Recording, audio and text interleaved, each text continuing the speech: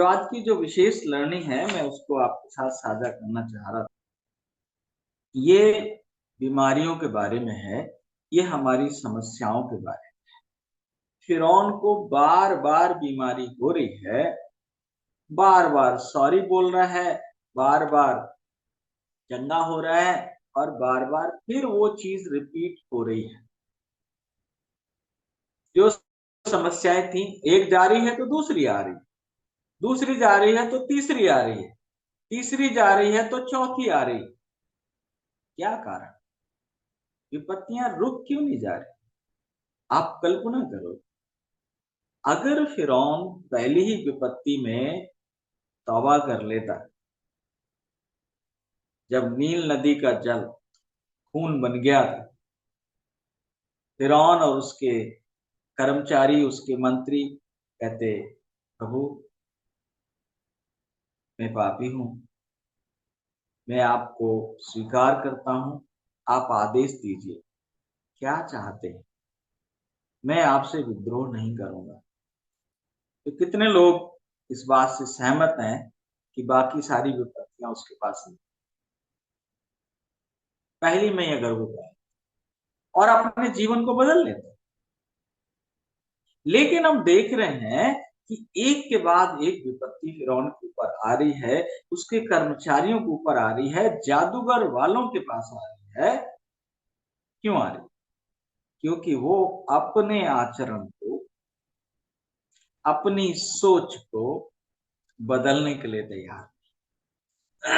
थोड़ी देर के लिए दुखी होते हैं जब विपत्ति आती है, और जैसे ही चली जाती है वो फिर यूं के त्यों।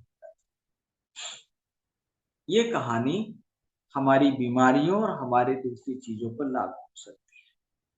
हम कलीसिया में हैं, हम परमेश्वर में हैं, ऐसा दावा करते हैं, और उसके बाद भी हमारी बीमारियां जा नहीं रही। एक जाती है तो फिर दूसरी आ जाती है। कल मैं अपने बहुत पुराने दोस्त से बात कर रहा था, 2 दिन से उसकी कॉल आ रही, रात को 9:30 बजे उससे बात कर रहा था, और वो बता रहा था कि वो कितना बीमार है, और वो कह रहा उसकी वाइफ कितनी बीमार है। और वो एक, मैं जिससे बात करता हूँ, इंसान बीमार है, तकलीफ में। मुझे लगता है, आप ऑफेंडेड ना हो, आप बुरा ना माने, मैं आपका भाई हूं, आपसे बहुत प्यार करता हूं, बट मुझे लग रहा है कि हम इस मामले में फिरौन की तरह है। प्रभु बस ठीक हो जाए, ना हम खान पान बदलेंगे, ना हम सोचने का तरीका बदलेंगे, ना शरीर की सफाई करेंगे, यानी बीमारी लाने के कारण को हम दूर नहीं करेंगे। जिससे बीमारियां होती हैं उस कारण को हम दूर नहीं करेंगे। हम जैसे हैं वैसे ही रहेंगे, वैसे ही खाएंगे, वैसे ही सोएंगे, वैसे ही काम करेंगे, लेकिन बस ठीक। बहुत समानता है मेरे प्रियो, फिरौन में और आज की प्रजा। आप कल्पना करो, आपका बच्चा, आपके बच्चे को ठंड लगने से बुखार आया है।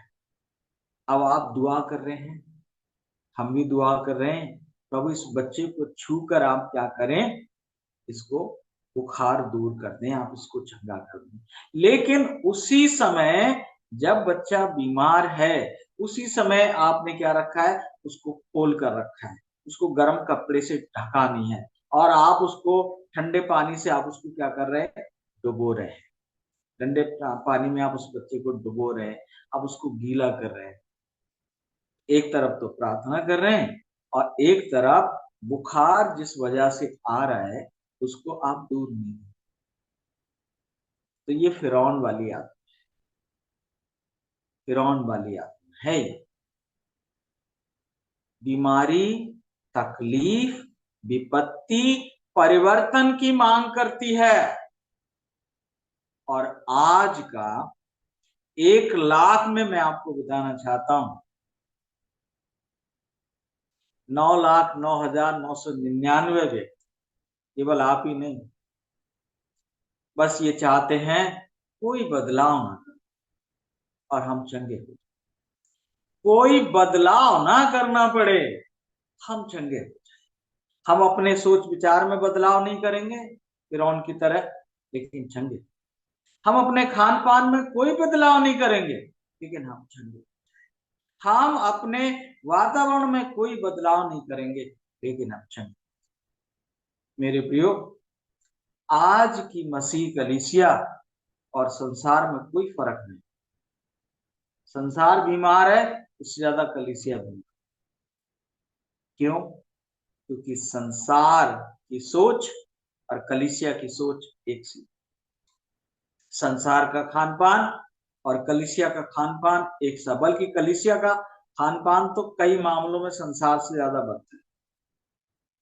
अब इसलिए जो संसार पर विपत्तियां आ रही हैं, आपके ऊपर भी आ रही हैं, मेरे ऊपर भी आ रही हैं। तो आज की सुबह हम क्या कर सकते हैं?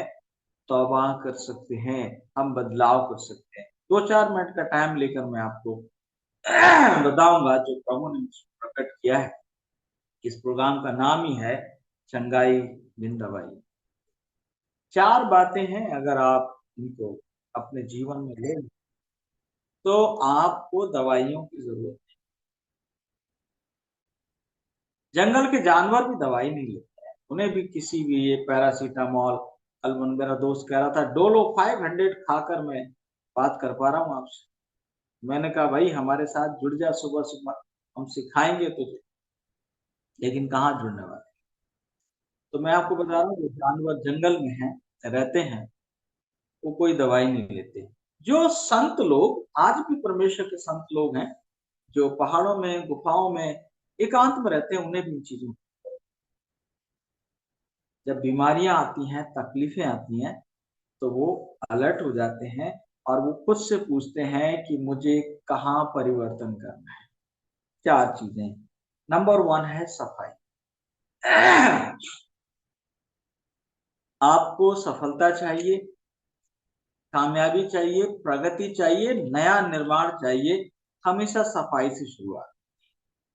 कहीं पर कोई बंगला बने, कहीं पर कोई नई रेलवे लाइन बने, कुछ भी नया बने, पहले सफाई। सहमत है आप? पहले सफाई से। तो अगर हमको आत्मिक चंगाई या शारीरिक चंगाई या मानसिक चंगाई चाहिए, तो पहला काम है सफाई। सफाई अपने घर में देखें, पुरानी चीजें, गड़बड़ वाली चीजें, खराब चीजें या किसी और की वस्तुएं जो हमारे घर में पड़ी हैं, वो हमारे वातावरण को गंदा कर।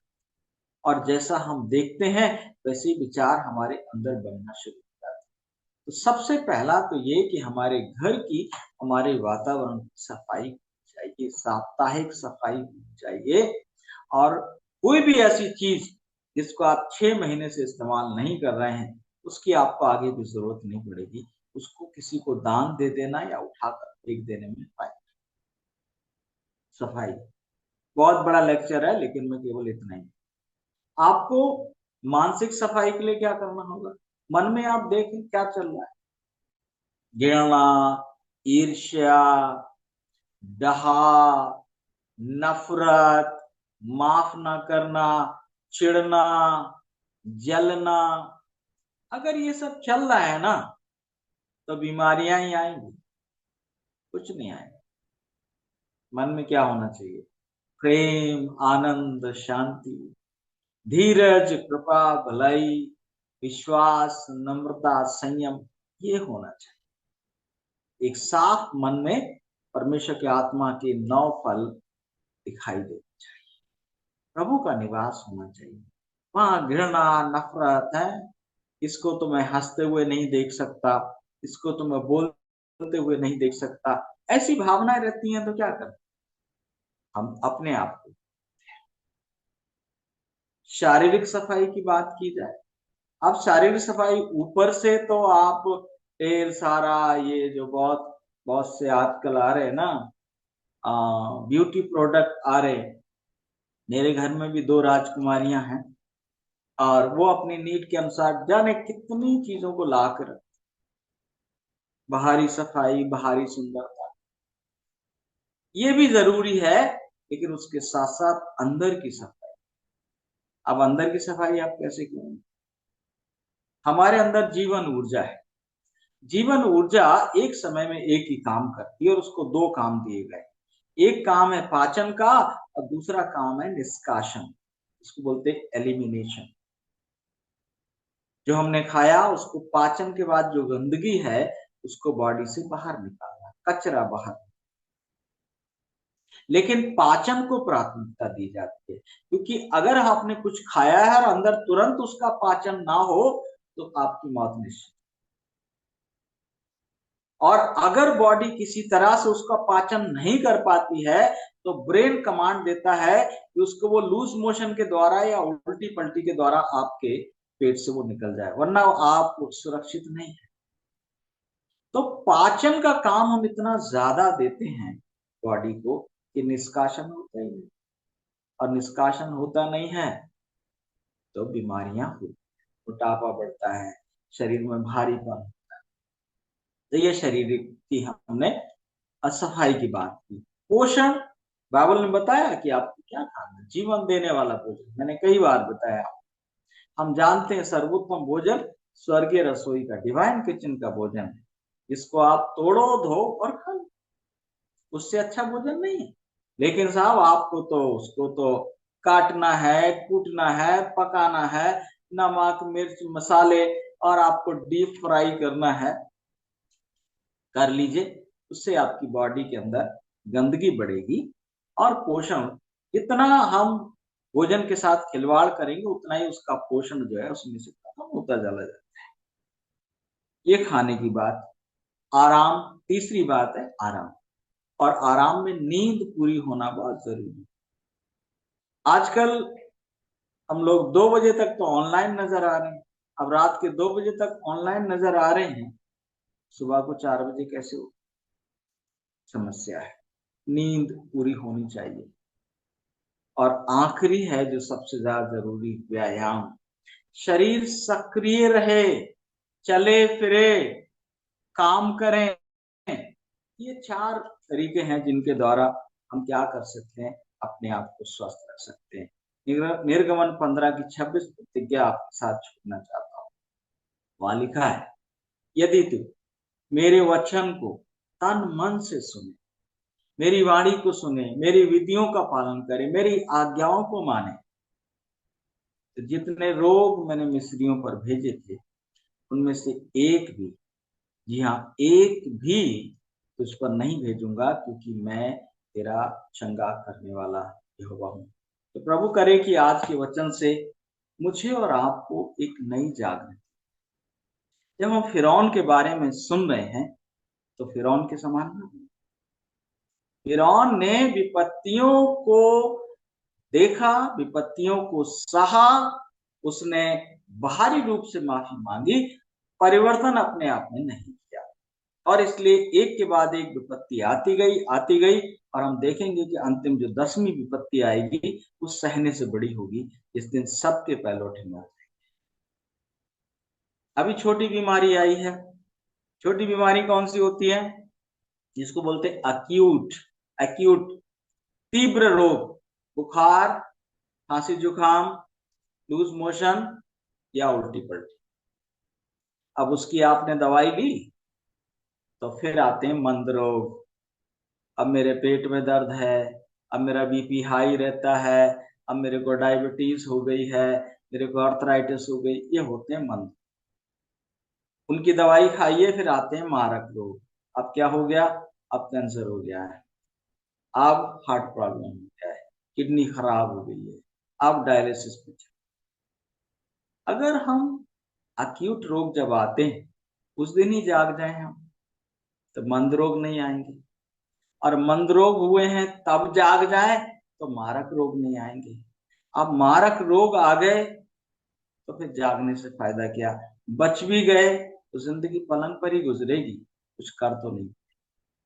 प्रभु करे कि हम फिरौन की कहानी सुन रहे हैं तो फिरौन के समान ना हो, तौबा करें और बच जाए। प्रभु आशीष दे। Thank you.